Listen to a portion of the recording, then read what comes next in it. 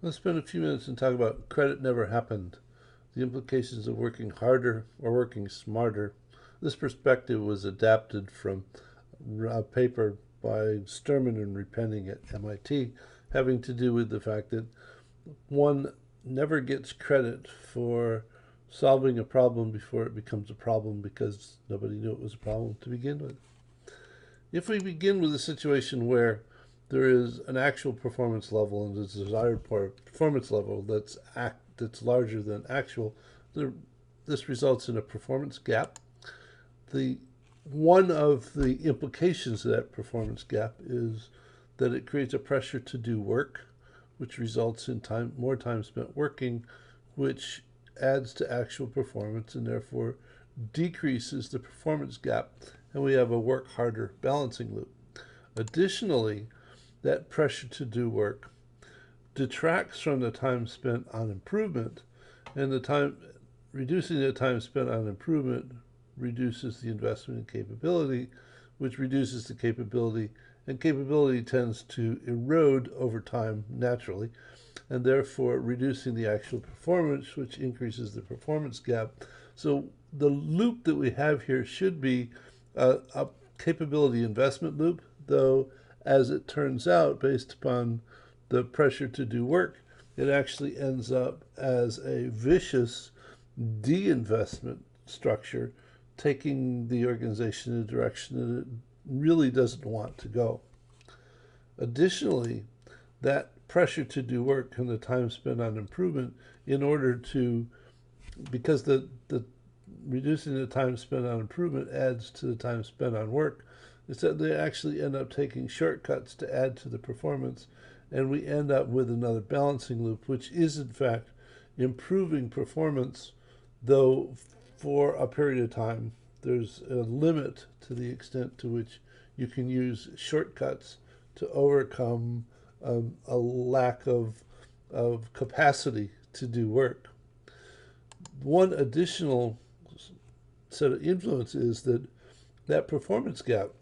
could in fact result in a pressure to improve capability, therefore resulting in more time spent on improvement, increasing the investment in capability, increasing capability, and therefore adding to the actual performance,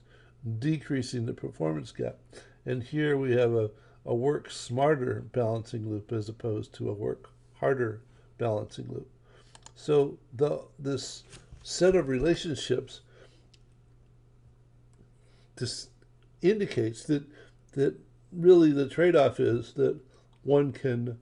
use that performance gap and approach it from working harder, spending more time working, or figuring out how to work smarter.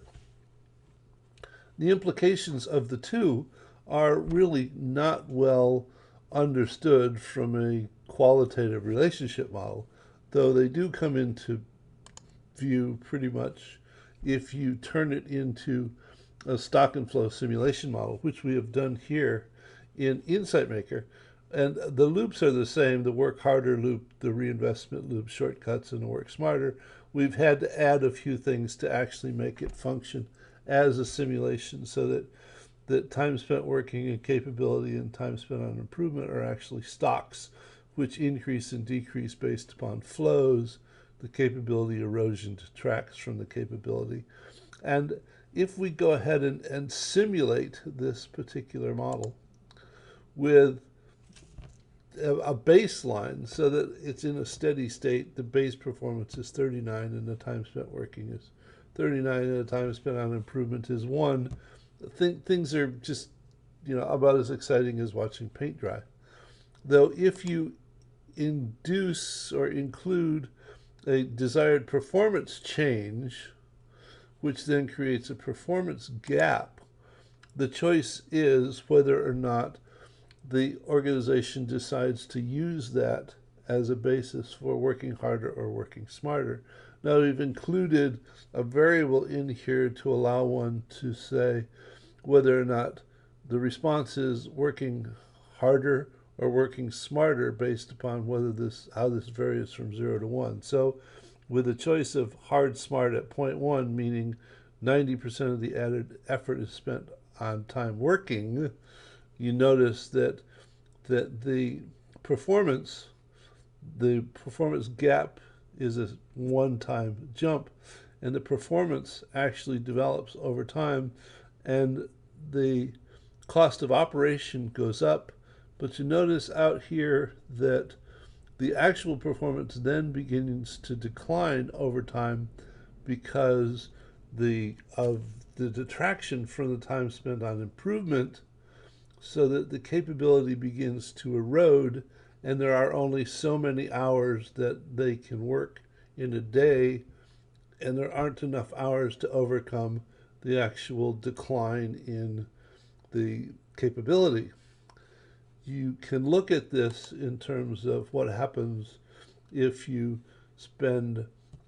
10% on working harder and 90% spent on working smarter. Notice that it takes a bit more time, though the actual performance finally increases beyond what's necessary,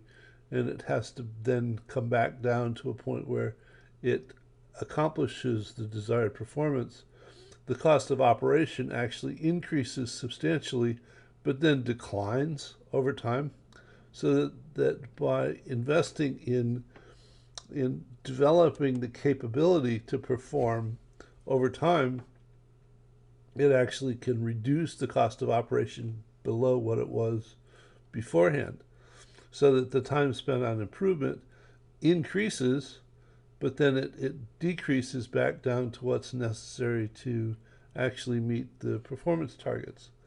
And the middle of the road version of this is to go ahead and say, well, we'll spend 50% on working harder and 50% on working smarter, and it gives the same kind of curve, though just not quite as pronounced, and there still is a cost saving, not nearly as much. So while this particular simulation model is simply developed as an example of this set of relationships, for any particular organization, it would have to be tuned to the appropriate set of parameters for that organization. This is just to demonstrate the different behavior of this set of relationships if you go ahead and alter the emphasis on whether one is working harder or working smarter. And you can go ahead and interact with this simulation model, and you can change all of these variables so that if you wanted to go ahead and see what happens if you set the hard smarter to working this much harder, and you change the actual available hours limit and go ahead and do the simulation, you can then go ahead and look at the curves that it produces and compare that to other values. So the idea is simply to provide a sense of there's an alternative whether one decides to invest in capability development or simply work harder. If the more immediate response comes from working harder, but that's not a good long-term answer because it will result in capability erosion over time. As Senge said in the 7 Habits of Highly Effective People, you have to sharpen the saw, so that you have to focus on production and production capability to work at developing over time. So hope you found this perspective interesting, and I'll see you in another one soon.